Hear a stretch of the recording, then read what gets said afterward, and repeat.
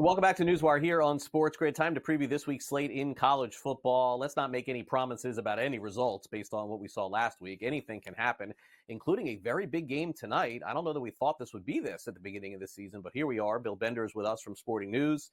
And Bill, I mean, this is a game that Utah, to stay alive in the hunt, probably has to win. They're on the road at Arizona State. This is always a difficult place to play. And ASU sometimes, Bill, they're a strange team. Sometimes they show up and they look great. So other times they lay a complete egg. I don't know what to make of this game tonight, but I know Utah's defense is going to be tested.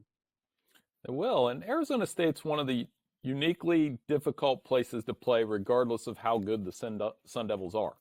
So you go to Tempe, and the proof in that is that Utah's 2-3 straight up there since joining the Pac-12. We have the Cam Rising factor. Is he going to play? It looks like he's finally going to be out there.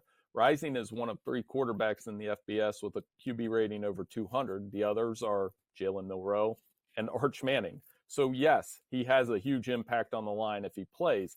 Utah's got to shut down Cam Skattebo. Great running back, 5.6 yards per carry. I'm kind of like you. I've seen the line tick upward. I do think Utah is the better team and can win by a touchdown. But that is a tough environment, late-night game, going to be a lot of fun to watch. So I'll go Utah by a touchdown. But it's a tough one. Yeah, no, this is, to me, a tough one to call, too. But, again, ASU is not one of those teams week to week that is super predictable. Their odds to make the college football playoff, by the way, are plus 310. And, by the way, this is your last shot to get this if they win tonight, because this is going to be one that would shoot them down to like 2-1 or plus 250, something like that. Diving into week number 7, Coach, when you look at this matchup in Winston-Salem, we have Clemson on the road as 20.5-point favorites against the Demon Deacons. Wake Forest did get the victory over NC State last week. Hank Bachmeier and that offense stepped up. They win it on the road 34-30. On the flip side, Clemson grinds out a 29-13 win in Tallahassee. They hand the Seminoles their 5th loss of the regular season. They get the win, but no cover. This is a team in terms of Wake Forest that Clemson has dominated 15 straight times. The last 4 meetings have been decided by a total of 14 points. Last year was 17-12. How do you see this game playing out this coming Saturday? Well, I don't. To me, from what I've seen, I don't see any way Wake Forest can beat Clemson. In fact, I'm going with Clemson and take the points with Clemson. I just believe Clemson's going one direction. Even though they won, Wake Forest won against North Carolina State. North Carolina State has struggled, and they lost to Lafayette. They lost to Virginia by 1.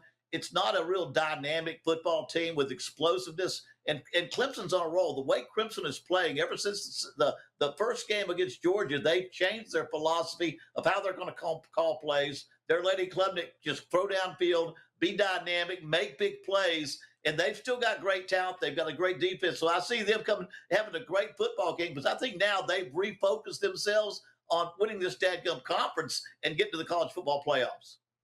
Now, we talked about Klubnik potentially being a dark horse for the Heisman, 14 touchdown passes, only 2 interceptions, throws another 2 touchdowns against Florida State on Saturday, 235 yards in that performance and win. And when you look at the weakness right now of Wake Forest, it happens to be that secondary. They're giving up 291 passing yards to opposing quarterbacks. More importantly, allowing 70% completion percentage. They allowed NC State to throw for 314 passing yards in that win. That has to be the recipe for Dabo and this offensive staff. Attack Wake Forest over the top. You know that is. In fact, that's exactly what they want to do. They want to attack you over the top. You know, the way you come back and you beat teams that you're supposed to, get those explosive plays, because that demoralizes the other team, gives you quick scores. A one-play drive is a lot faster than a 12-play drive, and at times those are what you want. So I think Clemson has found out how dynamic they can be, and it goes back to when they were national championship contenders. And so that's the kind of football I think you're going to see them want to play offensively. And like I say, with the secondary of Wake Forest, I think that's the first thing you'll watch. There'll be big plays early in the first quarter to see if they can extend a lead and go out there and demoralize Wake Forest. What can Clawson and Wake Forest do? They put up 34 points against NC State. That's a good defense, not an elite defense in regards to the conference. And Clemson right now, from a secondary perspective, holding opposing quarterbacks to only 55% completion percentage. They forced 7 interceptions on the year. From an offensive game plan, what can Wake Forest do to keep that defense guessing? Well, I think they've got to mix up. He has a great offensive style that's hard to cover. He runs the ball where he holds on to the fake a long time, can throw the RPO at the last minute. They've just got to execute their offense, because when they execute their offense, it's kind of like an academy offense. It's kind of like an option offense, because it really puts a lot of pressure on the defense, and it'll march methodically down the field. I think against a Clemson team that can score, that's the way he has a chance to win the game. He can get this into a low-scoring game. He's got a chance to stay close. They cause some nervousness by Clemson in the second half, and that would be the way to do it. They've had great success running that offensive style, but this year they struggle a little bit with it.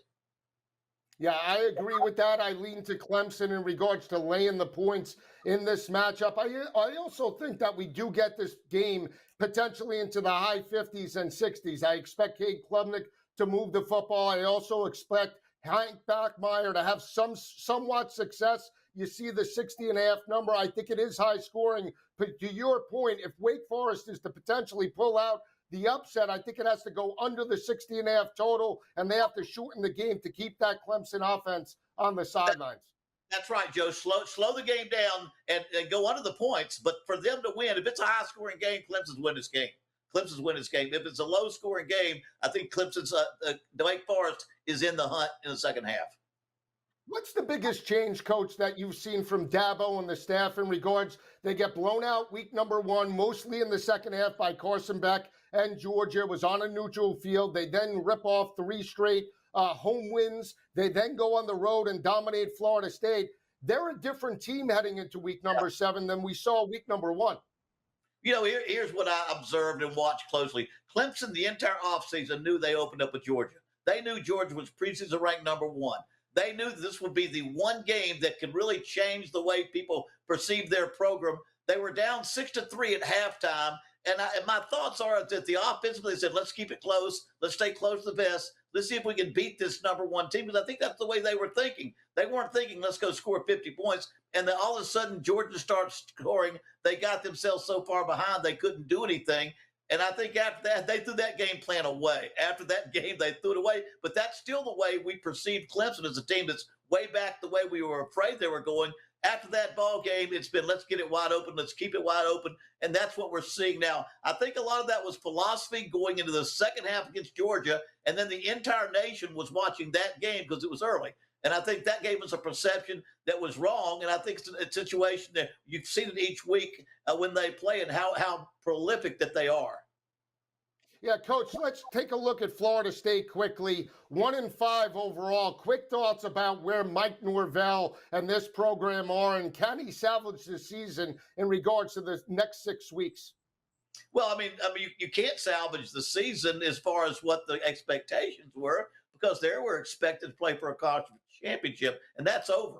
Now you just got to find a way to win a couple of more games. We already know it's not going to be a good year. They've got to win a couple of games so he doesn't lose everybody, and all of a sudden those portal transfer guys jump in the portal again, and all those NIL guys jump in the portal and leave again. Now he's got to hold on to wins, have some late wins, because he's got to get something going in that regard, because losing can snowball just like winning can snowball. 1-5 overall. This was a Florida State team that had a 9.5 win total at the start of the year. They were plus 160 to make the college football playoff, and their big goals are now on the back burner with the 1-5 overall record. Last game that we'll touch on is Alabama laying 21.5 in Williams-Brice. We saw South Carolina lose as a home dog last week by a 9.5 point spread. Ole Miss dominates that matchup 24-23. Any shot the Gamecocks could cover against Jalen Milroe in this matchup? No, I think Alabama comes in and they hit on all cylinders. I keep thinking about Ryan Williams and the great receivers that they have, and also that quarterback that they have. It's incredible the talent that they have on offense to score points, run the football, and score points. And again, their defense does need to play better, but they've got an outstanding talented defense. And I think this is a game where Alabama, knowing they've got to get a big, solid victory quick, I think they play a great football game. And they go ahead. Milroe, I think, has a great game. Big time plays. I'm really looking to Alabama to take this game and even beat a spread like they have. Yeah, absolutely. I think when you look at the 51.5 as well, an over because of Jalen Milroe, Ryan Williams. We saw Jackson Dart put up 285 yards on that secondary last week. Expected to continue against Jalen Milroe and that high-powered passing attack. Kalen DeBoer and Alabama most likely will move to 5-1